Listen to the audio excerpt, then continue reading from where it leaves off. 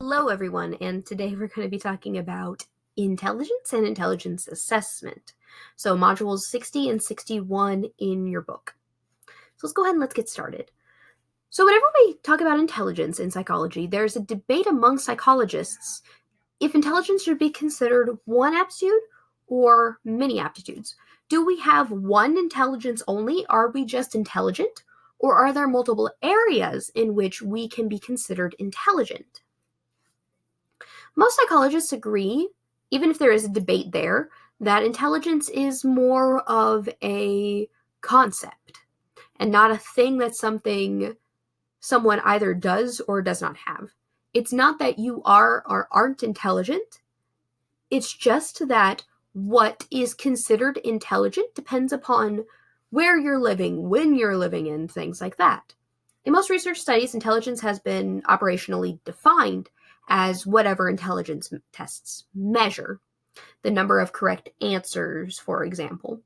But what is intelligence or is intelligent is relevant to the time and the place that the term is used. Intelligence in psychology is the ability to learn from experience, solve problems, and use knowledge to adapt to new situations. An intelligence test itself assesses people's mental abilities and compares them with others via numerical measurements. Now, a psychological researcher, and we're going to be talking about a lot of different psychological researchers for this portion, a psychological researcher named Charles Spearman, who did psychology from 1863 to 1945, believes that we have one general intelligence that underlies all aspects of our thought process. He granted that people have special abilities that stand out, and he did help develop what's known as factor analysis, which is a procedure that identifies clusters of related items. These are called factors, and on a test. And is used to identify these different dimensions of performance that underlie a person's total score. In the SAT, for example, you have the SAT as a whole, but for example, the mathematics section would be broken out into different factors such as geometry, algebra, statistics, things like that. Most researchers has shown that there is some underlying factor for intelligence, for that general intelligence. If you score very high in one area, you're likely to score high in others. Now, we may liken this to physical ability. Athleticism isn't one thing, but many. If you run well, you can probably catch pretty well. Well, type of a deal. Now, a man named Satoshi Kanazawa in 2004 argued that general intelligence evolved more as a form of intelligence that helped people to solve novel problems. General intelligence is what allows us to solve novel issues. And that more common problems require a different form of intelligence. It requires us to have that type of cultural intelligence to know, okay, this is how my culture deals with this problem. Now, a man named Howard Gardner in 1983 and 2006 was whenever he primarily published his research, views intelligence as multiple abilities that come in different packages. One ability may be weaker, and the other ability may be stronger. You may be really good at math, but it takes you a longer time to write a paper. You may be really good at art, but mathematics is an area in which you struggle. Now, he also worked a lot with a thing called savant syndrome, a condition in which a person otherwise limited in mental ability has an exceptionally specific skill.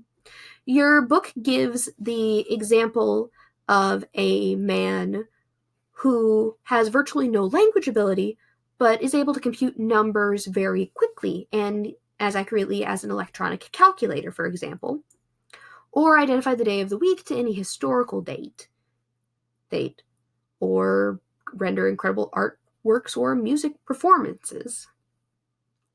After studying savant syndrome for a period of time, Gardner argued that we don't just have one intelligence, including verbal and mathematical aptitudes assessed by a standardized test or standard testing method. Recent research has confirmed that there is some form of a general intelligence factor. A lot of people tried to prove this idea of multiple intelligences wrong and actually found more, or tried to prove the idea of general intelligence wrong and actually found evidence for it. But most recent research has confirmed that there is some form of a general intelligence belying all of these.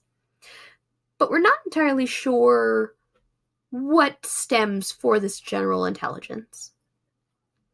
While intelligence does affect multiple areas, it's important for us to keep in mind that success is not just a one-ingredient recipe. It's not how intelligent you are that dictates your success. High intelligence may help, but what's known as grit in psychology, the passion and perseverance in pursuit of a long-term goal, is also important for us to help complete our goals. You can be really smart, but if you don't have the passion and perseverance to work towards opening up your own business, that business probably won't open. Same thing as in trying to complete a paper or trying to do any other form of a long-term goal. You can be really smart, but if you don't apply yourself, it won't go anywhere, is what I'm trying to say. Now, a man named Robert Sternberg, whenever he was researching intelligence in 1985, 1999, and 2003, proposed what was known as the triarchic theory of intelligence. This idea was that we had three types of intelligence. The first being analytical intelligence. This is our well-defined problems with a simple answer. This is our academic intelligence. This is our testing intelligence. This is a thing that in which such tests predict school grades reasonably well and vocational success, like job success, more modestly. Creative intelligence involves reacting adaptively to novel situations and generating novel ideas. This is things like making inventions to solve a problem or things like that. Practical intelligence is required for everyday tasks, which may be ill-defined questions with multiple solutions. This is the intelligence that allows us to look at a problem of, say, having a loaf of bread where you've lost the bread wrapper and figuring out, okay, what would be the easiest way for me to make sure this bread doesn't go stale? Do I just tie the bag? Do I put it into a different box? Things like that.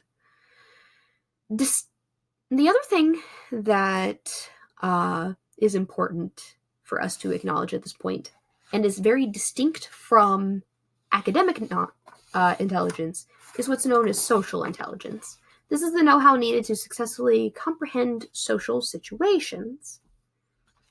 Now, the main researcher who studied this was Edward Thorndike, a researcher who primarily did research in the 1920s, and noted that the best mechanic in a factory, for example, might fail as foreman because of a lack of social intelligence for interacting with those around him. One key factor of social intelligence is emotional intelligence, or the ability to perceive, understand, manage, and utilize our emotions. As mentioned above, there's four main components. Perceiving emotions. We need to be able to recognize when someone is happy, whenever somebody is sad, in faces, in music, and in stories. We need to be able to understand emotions. We need to be able to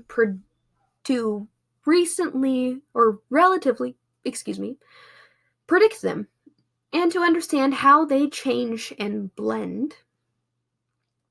We need to be able to predict if, for example, we're in interactions with someone and we know that we're about to give them bad news, we may be able to predict that they may be sad at the news or they may be angry at the news, and understand how these emotions may change depending upon how we act. We need to be able to manage emotions. We need to know how to express our emotions in varied situations. This is something that you learn as you grow older. As a child, your frustration may come out as a temper tantrum. As an adult, you know that most places would not allow you to have a temper tantrum. Therefore, you need to channel your anger in a different way. Writing, texting a friend, things like that. We also need emotional intelligence also involves us using emotions to enable adaptive or creative thinking. We can use our emotions to come up with solutions. If we are upset at an injustice, we can act with those emotions fueling our actions, giving us more motivation to complete a task or to solve a problem. Emotional intelligence, what's important to note with this, is less of a conscious effort and more the unconscious processing of emotional information being brought to us. Yet, there is a lot of benefits to having what's known as a high emotional intelligence. If you have a high emotional intelligence, this generally correlates to better job performance, a better ability to delay gratification. They tend to be emotionally in tune with others and tend to have more success in careers, marriages, and parenting situations. Some scholars worry that having emotional intelligence as a type of intelligence stretches the whole concept of intelligence too far and makes the term intelligence meaningless.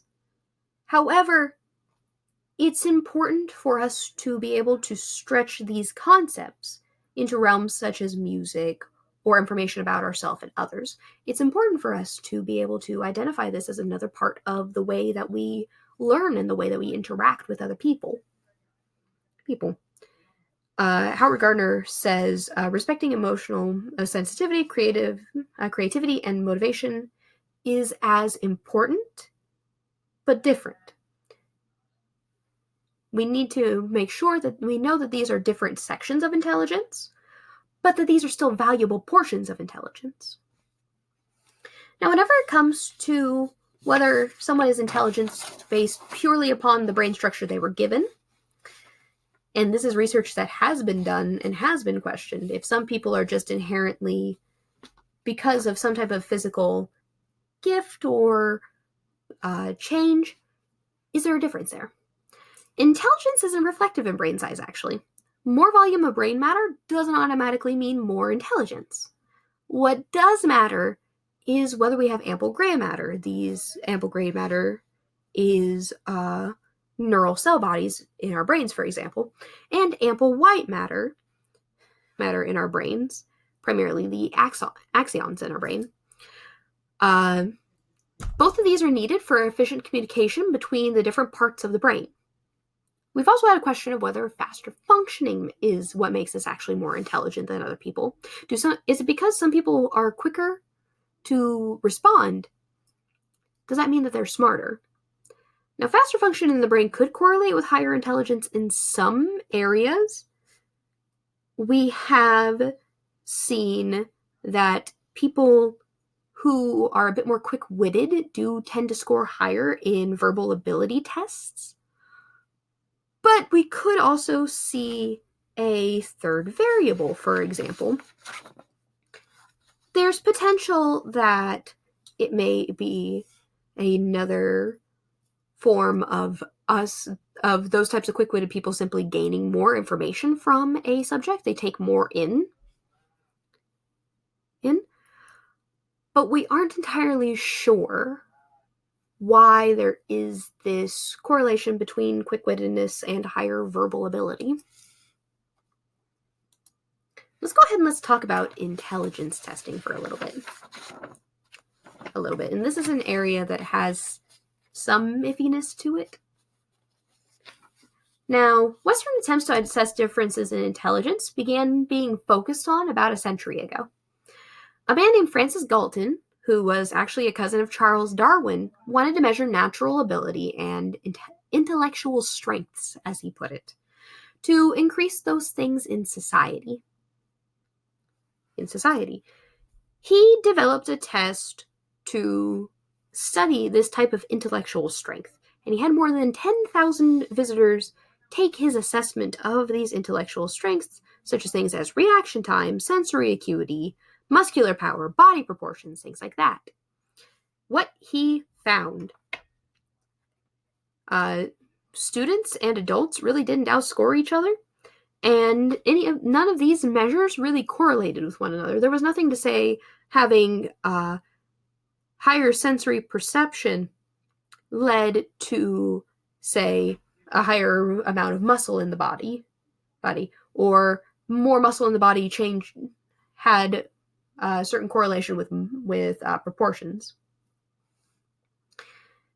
The true father of intelligence testing can really be said to be a man named Alfred Binet. Alfred Binet was asked by the French government to understand what students needed more assistance in public schooling once public schooling became a requirement for French children. Binet and his collaborator, which was Theodore Simon, began by assessing that all children follow the same course of intellectual development and that some just develop more rapidly. On tests, therefore, what would be considered to be a dull child should perform as a typically younger child, and a bright child should generally perform like an older child. Therefore, their goal began to be figuring out the child's mental age, what was typical for their age group. For example, a 9-year-old should probably be able to do some form of more difficult mathematics. They should just be beyond simple addition, subtraction, and multiplication and division problems. A child getting ready to go into high school should probably be in Algebra 1 or Algebra 2 by that point. Things like that. There's certain hallmarks that he believed that students should reach. That there are certain things that are indicative that a child of this age would know that a child younger would not. What's important about Binet and his study is that he didn't concern himself as to why the students were behind. He didn't ask about what sociological factors potentially did it, what physical factors potentially did it, what anything. He just wanted to develop an assessment that would figure out what students needed more of their teacher's attention and what students would probably be all right with a little less of their teacher's attention if it needed to be given to another child. He believed that his intelligence test in no way measured inborn intelligence. What it measured, he believed, was the cultural intelligence. He believed that it measured what was being taught and what needed to be taught in that culture. He really did have a fear that his test would be used as a numerical measure of inherent intelligence. And unfortunately, this did become the case. After his death in 1911, a man named Louis Terman at Stanford University updated Binet's test, including teens and superior adults, as he called them. He also gave the revision its name it retains today, which is known as the Stanford Binet test. For Terman, intelligence tests revealed the intelligence with which a person was born. A lot of people took the Stanford Binet test further. This led to other intelligence tests being developed, such as the intelligence quotient, for example, or IQ. IQ, when it first started out, was very simple. It was a person's mental age divided by their chronological age, and multiplied by 100 to get rid of the decimal point. If you have a child with a mental age of 15 and you divide it by like 2 and multiply that by 100, you would have your child would have a very, very, very high IQ. This formula worked really well for kids, but generally worked very poorly for adults. Because remember, for example, an 8-year-old who answers the questions that a typical 10-year-old would answer would have an IQ of 125. Now, an average child whose mental and chronological age are the same would have an average IQ of 100, because at that point, the chronological age and the mental age kind of cancel each other out. But adults, it didn't really work well on. Should a 40-year-old who does only as well on the test as a 20-year-old really only be assigned an IQ of 50? Because of this issue, most intelligence tests today do not compute IQ this way. Though the term IQ still lingers as a shorthand expression for intelligence test score. Instead, what IQ represents now is a person's performance relative to the average performance of others around the same age. So, instead of computing a mental age and a chronological age, most tests now will simply take your performance and say, okay, this is how you compare to another group of 23-year-olds or another group of 16-year-olds. Terman pushed for the widespread use of intelligence testing to create a smarter population. However, these tests used were based around the intelligence needed in the culture they created. So whenever they were used on, say, immigrants or immigrants to America or different groups like that, they should not have been used. They could not and should not have been used in this widespread manner.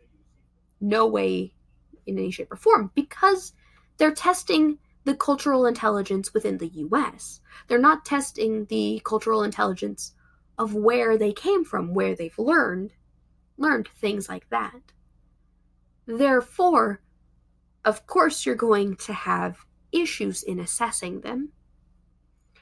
Now, in the modern day, we have both achievement tests, which are tests that measure what you have learned, and aptitude tests, which tests that are supposed to predict your ability to learn a new skill. To just kind of talk about different types of tests we have today. In order to do this, our tests must be standardized to the population we wish to test so that we can compare future results. This is the equivalent of us having that population to compare your IQ test to. We need a group of people who represent who we're going to be testing. For example, for the SAT, that would be a group of junior and senior students that we would have as a base to compare future results. These are distributed on what's called a normal curve or a bell curve. So let's go ahead and let's talk about the normal curve. So this is off to the side over here is what's known as a normal curve. Scores towards our middle are an average. For example, whenever we were talking about that intelligence test, this number here towards the middle would most likely be 100, where the child's mental age and the child's actual age are the same. We are less likely to get higher and lower scores the further we are from the mean. In a population of 100%, only 2.5% will be at this highest point. Same as if we were to go to the lowest point. Only 2.5% of our population should be there. Be there on a normal curve. 13.5% exists in this other end, in this more middle part of the end. They aren't average, but they aren't exceptional type of a deal. And then about 68% of our population lives towards this middle ground, where they're going to be very close to the average. These standards, I say it has to be redone each year. This is not entirely the case. These standards should be redone often.